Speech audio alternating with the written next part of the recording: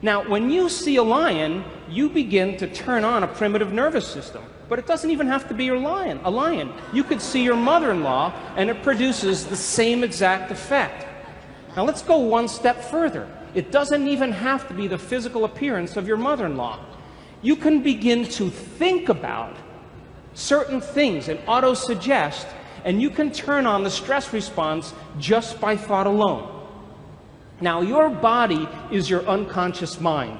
It does not know the difference between the actual experience in reality that produces the emotion and the emotion that you fabricate by thought alone. To the body, it believes it's in that experience. So the moment the limbic brain begins to make a blend of neuropeptides, it begins to signal the hormonal centers, and you get a rush of energy to prepare you for this event, real or imagined. You begin to notice how you're feeling. And that concept in neuroscience is called metacognition. We can observe who we're being. And because we can observe who we're being, it means we could modify our behaviors to do a better job in life.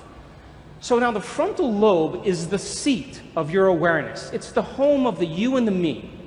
And as you begin to think about who you no longer want to be, the frontal lobe acts like a volume control, and it begins to lower the volume in the circuits in your brain that are connected to the old self.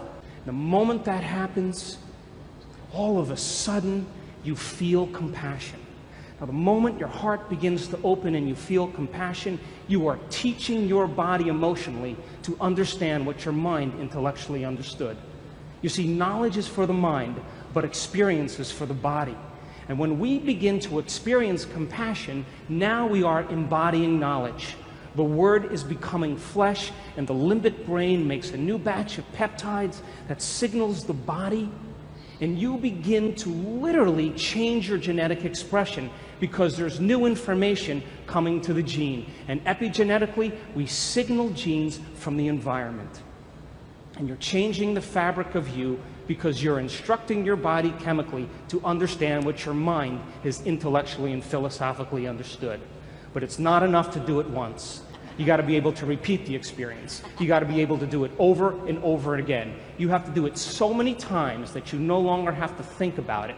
And when you do it over and over again, you neurochemically condition the body to memorize compassion as well as the conscious mind. And when that happens, when the mind and body are working together, or the body knows as well as the mind, you activate that third brain called the cerebellum, the seat of your subconscious mind.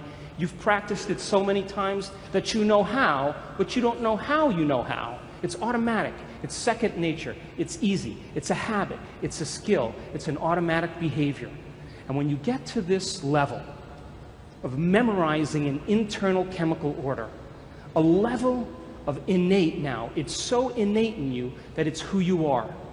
When you get to that point where no person, no thing, no experience can remove you from it, because you have sustained this level of coherence, now you're in a state of being.